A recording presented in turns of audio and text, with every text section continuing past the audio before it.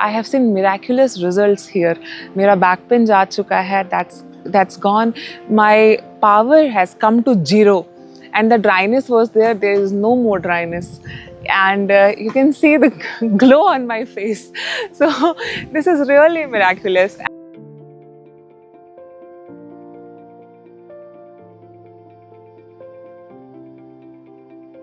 Hi, so I am Prerna and I came from Jaipur.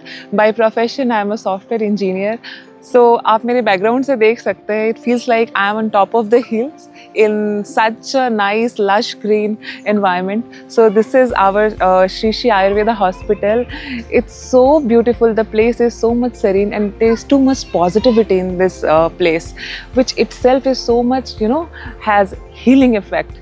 So basically why I came here, since my profession is into software, so I was getting this backache, back pain too much, and I had power also. मेरे आँखों में there was too much dryness, and I had some gynec issues also that we think which is very normal, most of the female think, but here it was cured. It is curable in Ayurveda, and which is really miraculous. So I met Gopal sir from Kaya Chikitsa, for my back and overall health.